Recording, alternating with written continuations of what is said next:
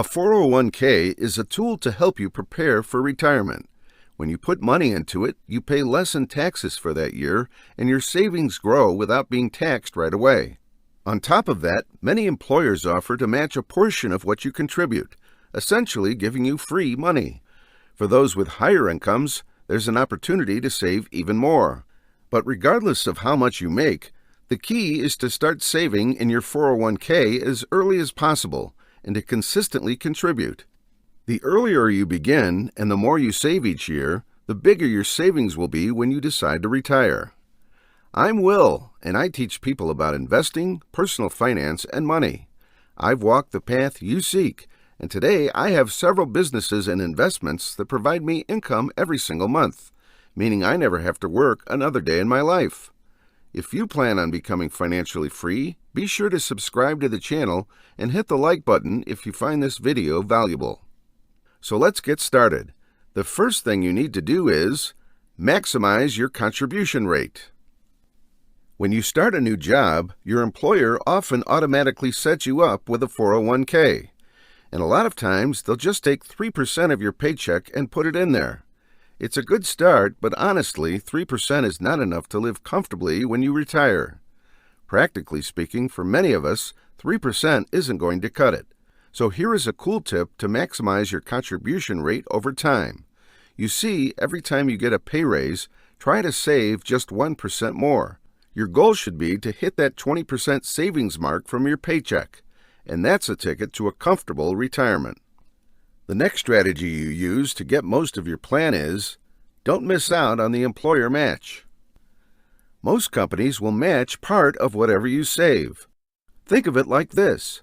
For every dollar you put in, they'll toss in an extra 50 cents, but only up to 6% of your total pay. So if you're not saving that 6%, you're basically leaving free money on the table. Now, I know sometimes it's tough to put away cash, especially when there are so many other things to spend on. But taking full advantage of this employer match is like a super shortcut to growing your 401k. It's almost like your company is telling you, hey, we believe in your future, here's a little boost. So, if there's one thing you prioritize, make sure you're saving enough to grab every cent of that match. It's the simplest way to watch your retirement fund get bigger, faster. Moving forward, the next strategy is, stay until you are vested. All right, so there's this thing about 401k that not everyone realizes. You don't actually own your employer's matching contributions right away. It's called vesting. Think of it like a loyalty program. Some companies make you stick around for 5 or 6 years before you fully earn that match. Now, some companies are a bit nicer. If you leave earlier, they might let you take a part of that match based on how long you've worked there. But others, nope. They'll take back the whole match if you leave before you're fully vested. It's like a tug of war between staying at a job and watching those thousands in matching funds become truly yours, or jumping ship for another opportunity. So if you're super unhappy at your job or have some amazing new job offer, you might just have to let go of that unvested money. But if you're thinking of moving to a job that's kind of the same as your current one, think hard about the 401k money you might be leaving behind. It could be a big deal. If you're still watching, then my guess is that you're enjoying the video. If you are, please hit that like button as it really helps the channel. Thanks. Next up, the catch-up game. When you hit the big 5-0, there's a silver lining with your 401k. You can supercharge your 401k savings. Now, if you're in that awesome phase of life where you're earning more than you ever have, this is the perfect time to go full throttle with your 401k contributions. But at 50, you get this bonus round called catch-up contributions. It's like the universe saying, hey, if you missed out before, here's your chance to make up for it. So, besides your regular 401k contribution, you can also throw in some extra cash up to a certain limit each year. After this, you'll want to make sure you're keeping tabs on your 401k performance. All right, so tossing some of your paycheck into a 401k? Great first step, but there's more to this wealth-building journey. Picture your 401k like a garden.